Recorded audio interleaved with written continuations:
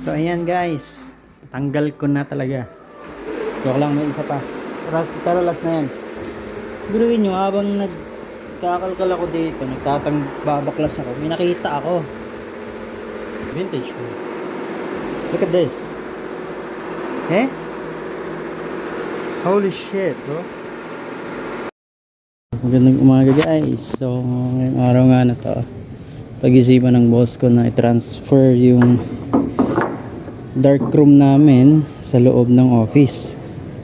So ngayon nga kumuha kami ng 2x4 na kahoy dito sa Home Depot. 16 pieces kasi 8 feet by 9 feet ang gagawin namin. 8 feet ang lawak, tapos 9 feet ang taas. Ayan. So kumuha kami ng 16 pieces na 2x4, tapos dalawang piraso na baliktad. Ano to? 2x4 by 120. Ito 8 feet to. Feeling ko ito 12 feet or hindi, 10 feet. 10 feet itong mahaba. 16 na 2x4, tapos 10 feet. 10 feet na dalawa. Okay, so nasaan yung boss ko? So yun nga guys, pabayaran niya na. Supposed to be kukuha pa kami ng drywall na 4 pieces na nandun, kaso nga lang hindi kasya dun sa sasakyan ni boss. Anyway, so yan. So for the meantime, tinawagan niya yung kaibigan niya para siya yung mag pick up, kaya silang dalawang bumili para gamitin yung sasakyan ng kaibigan niya. Ako naman, gagawa muna ako ng frame para pagdating ng drywall i-ano ko na lang, ilalapat ko na lang.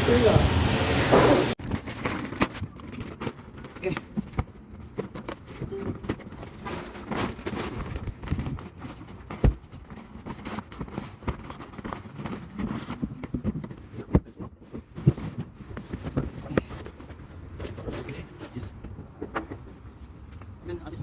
Yeah, let's put in the 10 foot first.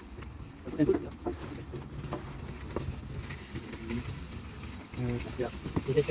Yeah, we want to leave those. Now, done it.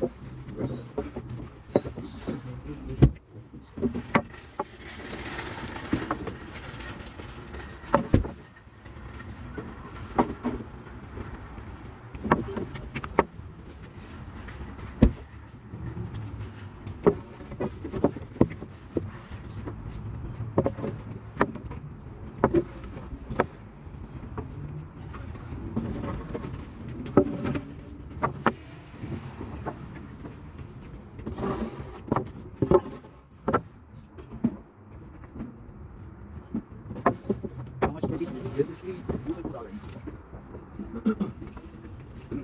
What do you want? Whatever. You change it. Okay, I'll show you the what's that lady? So ito na yung resibo natin guys. So ito na yung resibo natin. So nasa 656 ang isa. Ay hindi, nasa $4 ang isa. Okay, sabay na namin lahat. Here. Thank you. Okay, so let's go. So ito siya guys. We're in here? Yeah, just put it here. Okay. Yeah.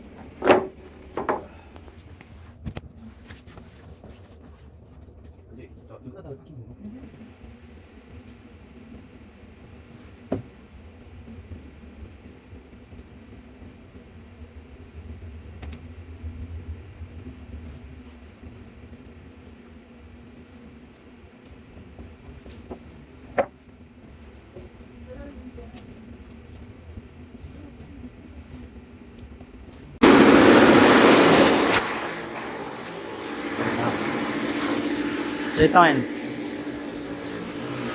Ito yung dark room namin guys. Ayan yung dark room namin. Ililipat namin siya doon sa loob ng office. Pakita ko sa yung loob ng dark room. Ito siya. So, basically, ganyan siya. Yan. Ganyan daw. Nagawa ko siya ng frame na same concept lang din siya. Yan. Frame. Ito, 9 feet yan. 9 feet ang taas niyan. Tapos ito, 9 feet din yan. And 9 feet din yan. So, 9 by 9 siya. Pero dun sa loob, kasi masikip dun sa office, nagawin natin siyang 8 by 9. 8 yung lawak, tapos 9 yung haba. So, ito yung vacuum. Tapos ito yung light table. Okay. So, ganyan lang din siya. Lalagyan natin siya ng shelf. Tapos, tatanggalin na natin itong mga to. So, shelf na siya. Diyan na yung vacuum. Tapos, dito na yung light table. Okay. So, ganito nga yung plano na boss. 9 feet by 8 feet. 9 feet. 8 feet. 8 feet. Yan. So, yan.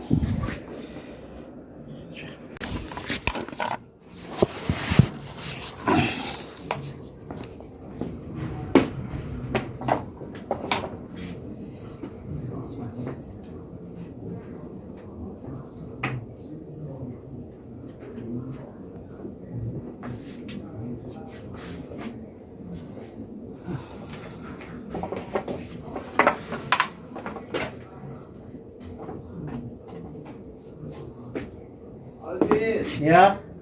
drywall is key.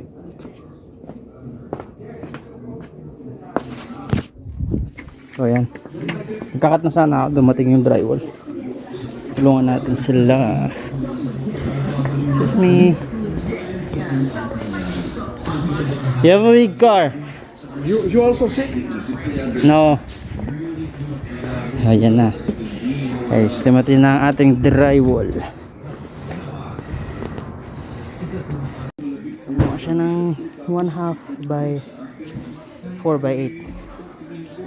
Ayan, 4. Okay, plug na.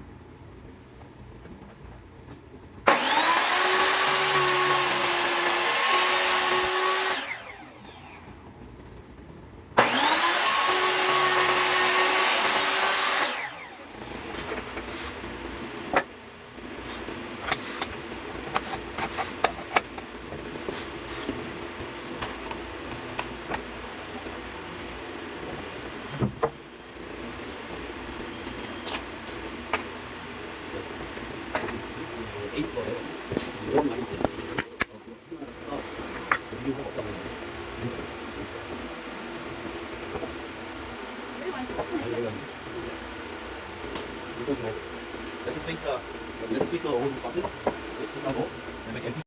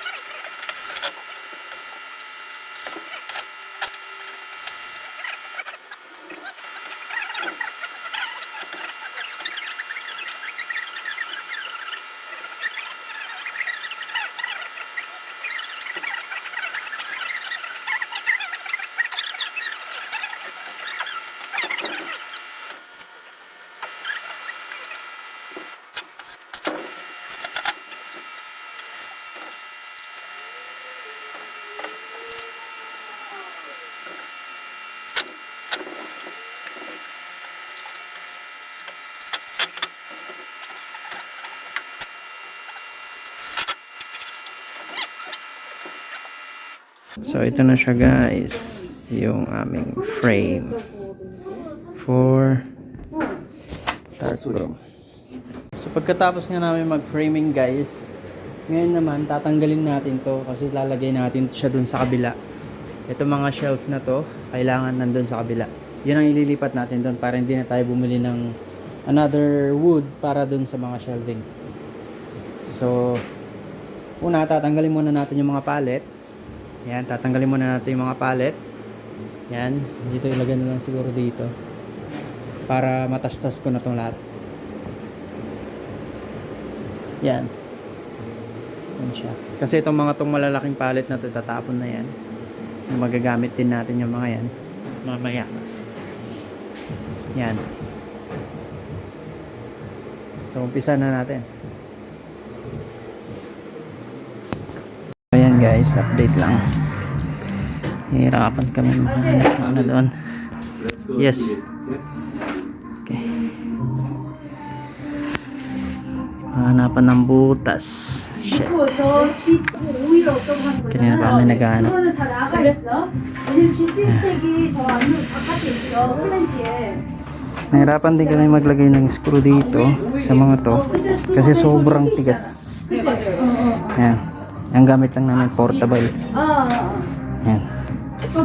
So yun nga kasi walang mapagkapitan yung kahoy. Hindi kagaya nito. Kasi hindi namin alam kung paano ginawa yan eh. Anyways, mamaya try namin.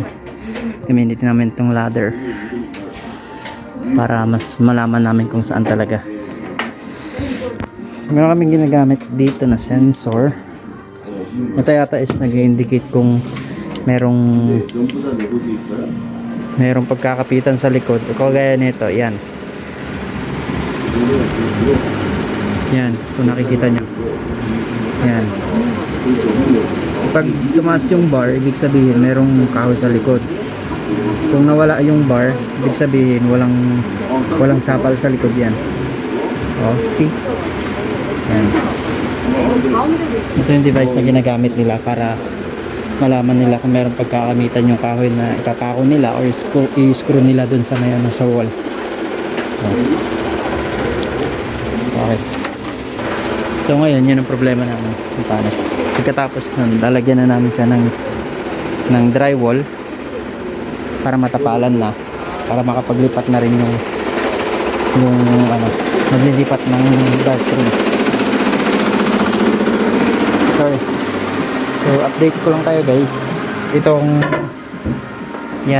Itong dark room kasi tinatanggal ko siya kanina.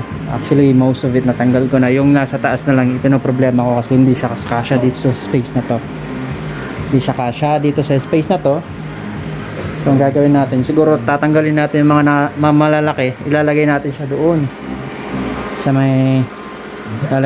doon sa may second floor. Kasi hindi naman na yata gagamitin itong mga to. So yun lang guys. So update na lang. Ayan guys, naipatayo na namin. Nice. Kailangan pa natin siyang iangat hanggang doon para matouch na yung ceiling, para walang light na lumabas. Kailangan dark room talaga siya. Yan. Yan. Yan. Yung itsura niya. Nice, right? Okay. Yan. Nalagay na yung isa. Magla-lunch lang kami. Yan.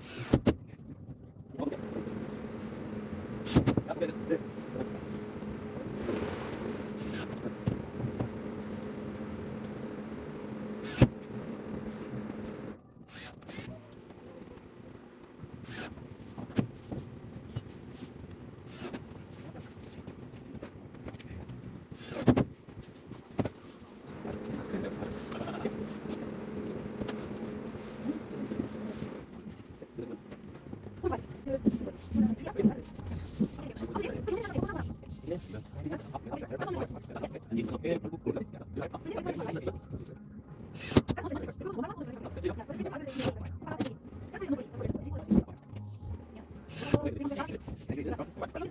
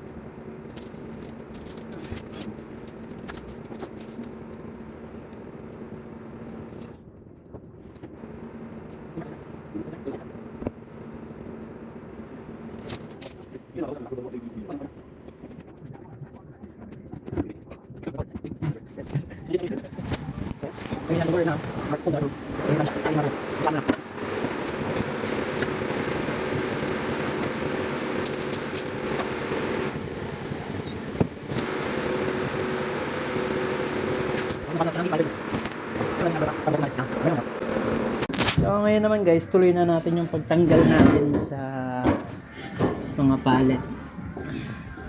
Yan dito sa old na dark room. Yung mga malalaking yan, lalagay natin dun sa second floor. So umpisa na natin.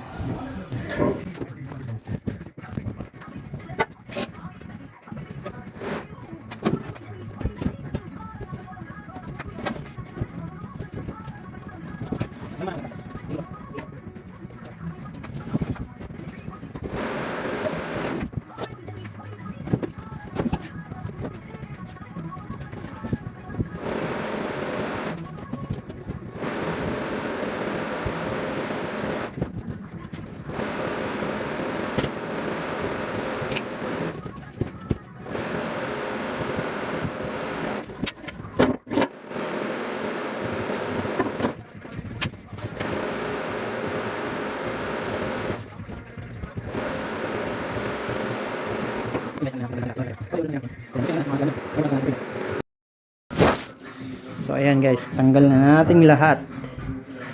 Yan, natanggal na natin. Pwede na natin i-disassemble tong frame na to para ilagay dun sa kabila. Dali lang naman to, nakapako lang.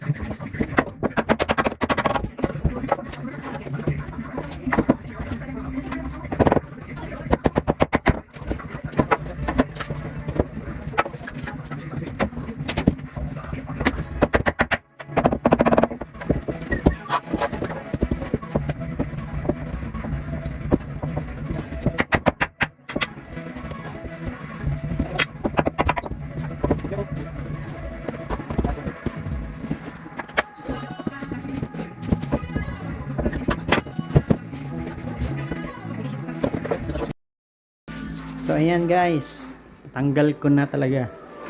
Joke lang, may isa pa. Pero last na yan.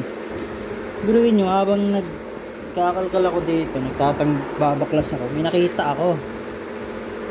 This is a fucking vintage bro. Look at this. Eh? Holy shit bro. I'm gonna sell it on a retro. Innit? Yeah. See? Hey guys, yeah, it's a Christmas Canadian. What is that big thing? It's like a saxophone? No. You know the big one with the horn like thingy? Hey guys, yung pinanda mo yun. Look. Oh? Kaya mo ito. Vintage to eh. Collection siya. Yan o. selection. Holy shit. Binigay sa akin, kukunin ko talaga, oh. Dami, oh. Saan magbibenta to? Ayan. Dami, may mga CD pa sa loob. Di mo na lang CD ba? Ano tawag doon? I-search ko mamaya. Tignan ko, ano mo yan. Tignan mo, oh. Tignan mo ba? I think this is signed, din eh. Calamar. This is, I don't know. Holy shit, bro. They gave it to, if you're gonna give it to me, I'm gonna take it. Look at this. It's expensive, so. Oh shit. Anyways, okay, so natanggal na natin siya. Iniisip namin kung saan namin ilalagay itong vacuum. Ito vacuum to ng machine na may UV ink sa taas. Ay, sa ilalim pala. Meron siyang UV light para sa screen printing. So iniisip namin, lalagay namin yung sa gilid o same lang ang concept. Dito yung ano, measuring table. Tapos dito yung ano, yung vacuum. Kasi ganito yan. Try namin. Okay, so update ko lang kayo guys. So pinutulang ko na nga rin to ng 8 feet ano. Kasi 8 feet din yung floor natin. So gagawa natin siya ng shelf dyan at tatlong shelf. Same lang din. 8 2 3. Tapos magdadagdag pa tayo ng isa pang frame dito para sa shelf din. Additional. Siguro dito.